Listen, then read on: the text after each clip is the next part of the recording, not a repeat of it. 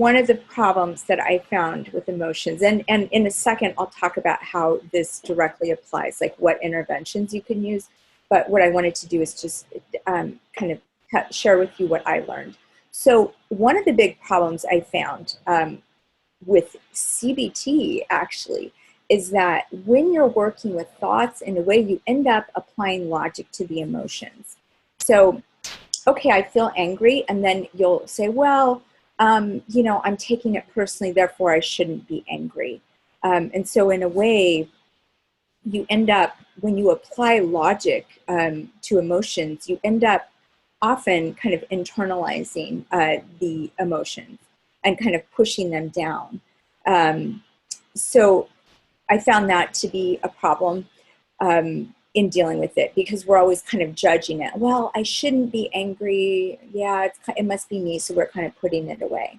So what I really found is that you almost can't apply the same rules to logic that you apply to emotion, or you can't apply the same sort of criteria, that they're so different. You really just have to separate them. That emotions, again, a lot of you guys probably know all this, but honestly, I didn't learn this. So I had to go kind of relearn it.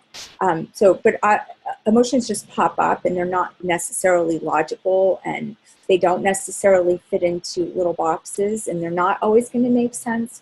And so even if they don't make sense, it doesn't mean we're like, oh, I shouldn't feel that, and we push it away. Because actually, if you listen to people, you'll hear a lot of like, well, you shouldn't feel that. Why do you feel that way? That doesn't make any sense. That's not what I meant. I meant this. So why do you, you know, and I think it's complicated. And now that mostly I'm working with complex trauma patients, I'm finding that the emotions usually do have a logical link. We just don't understand it in that moment, you know, maybe, and that's another story. But in the moment, our emotions will often seem illogical. So when you apply the logic to it, you push it down. And then if you keep pushing emotions down, you end up feeling really numb, like you don't know what you're feeling anymore. It's just like a big blob of you don't know. Another thing is sometimes, and I found this with myself, like I didn't even know what emotions were. So, but they live in your body, and this is like a really interesting diagram where they found, like they did a heat map, and they can actually see where they turn up in your body. But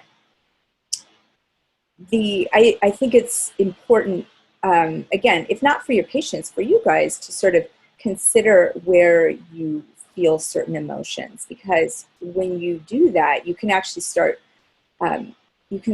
short-circuiting problems, I find.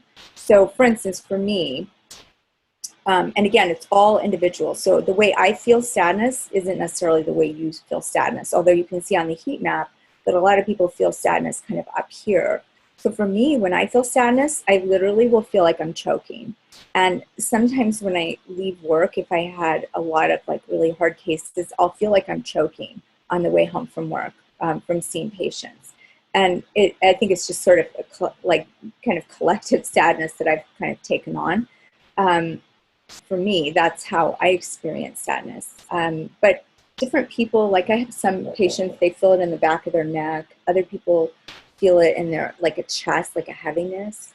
So fear, people feel differently. And that's why, again, if you even look at the DSM, I don't put a lot of stock in the DSM, but if you look at the DSM, panic attacks, you don't have to have all 11 of the criteria. You only have to have 3.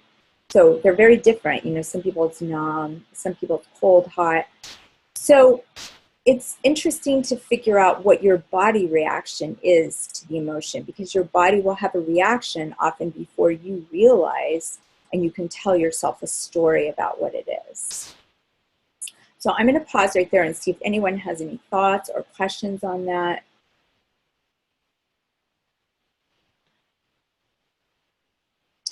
No? You guys are still there, I'm assuming. Yes. Okay. Yeah. So I think a big part of the problem I found with patients, but also with myself, is really not understanding the process. I mean, when you feel something, the instinct is always to just get, to feel like it's never going to go away because it feels really bad. So you, again, you'll tell a story and it'll be like, oh, I can't deal with this. I can't, because in the moment you can't think about it. So not understanding that the process is actually kind of an up and down process. And it's this way, I think, with moods. And depending on your temperament, some people feel things more deeply and more intensely than other people. And that's where, the whole nature nurture, like anybody here who has a couple kids will know this. Like you can have a few kids and some of the kids are a little more, the highs are not that high and the lows are not that low. They're a little more kind of phlegmatic. And then other kids are like, they're just kind of born that way. They just are, it's intense. I have two kind of phlegmatic kids and then one little boy who's just like, the highs are very high and the lows are very low. And honestly, he was sort of born that way. I think most social workers and therapists and good like healers really feel things deeply.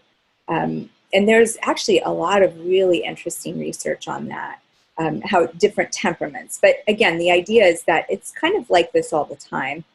And I know sometimes in trainings we talk about, you could wake up in one mood and then, like you're okay. And then you go to get some coffee and you ran out of coffee and your mood dips a little. And then, your best friend texts you and your mood goes up. And then, so it's kind of like this all the time. When there's like a grief reaction and there's a loss, it's a lot more of this up and down. And I know we talked about last week that kind of grief, has these different kind of components to it. But hold on just a minute. We'll talk a little bit more about grief.